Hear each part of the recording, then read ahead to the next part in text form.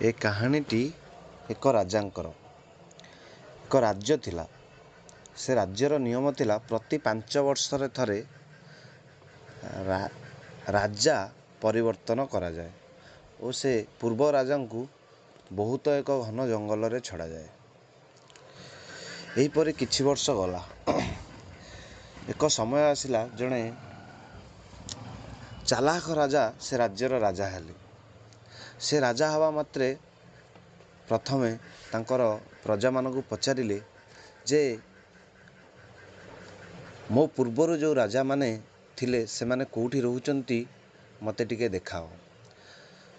से राज्यर मुख्यमंत्री तांकु एक जहाज माध्यम रे समुद्र पार करी एक घन जंगल को नहीं गला एवं देखेइला। से घन जंगल बुली देखिले बहुत भयंकर जीवजंतु से जंगल रे वास करुचंती एवं किछि बाट गला पर देखिले बहुत मर शरीर पड़ीची।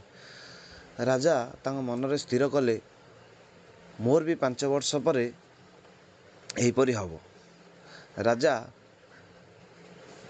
राज्य को जहाज माध्यम रे फेरिले एवं से चिंता कले किपरि भावरे मो 5 वर्ष बीतीगला परे मु किपरि से जंगल रे भलरे बसवास करिबी।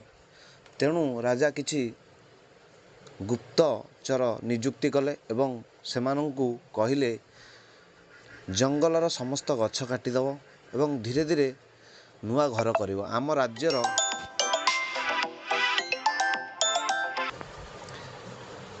एवं से जगह को सफा करी धीरे धीरे घर बनू। आम राज्यर गरीब लोक मानू सेठी नहीं जाओ। किछि लोक बसवासती कले स्कूल कॉलेज ऑफिस सबू सेठी कर दियो।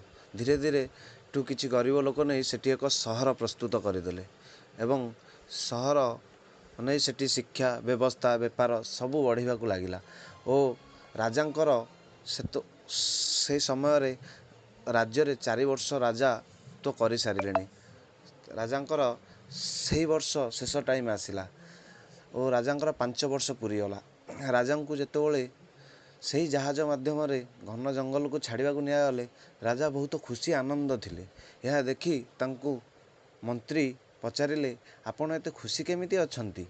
राजा उत्तर देले जे मते जो घन जंगल को नौछ छाड़वा को से घन जंगल एवं सहर रे परिपूर्ण। सेठी मु एठी जेबिति राजा परी थिली सेठी भी मध्य राजा परी रहिबी कारण से जंगल को सफा करी सहर मु बनई सारिछि। सेठी स्कूल शिक्षा व्यापार किछि गरीब लोक मानू मु घर द्वार कर देछि। सेठी भी मते लोक राजा भली भक्ति श्रद्धा एवं स्नेह करती। मु सेमानक पई बहुत किछि करिछि। मु सेठी भी राजा परी रहिबी।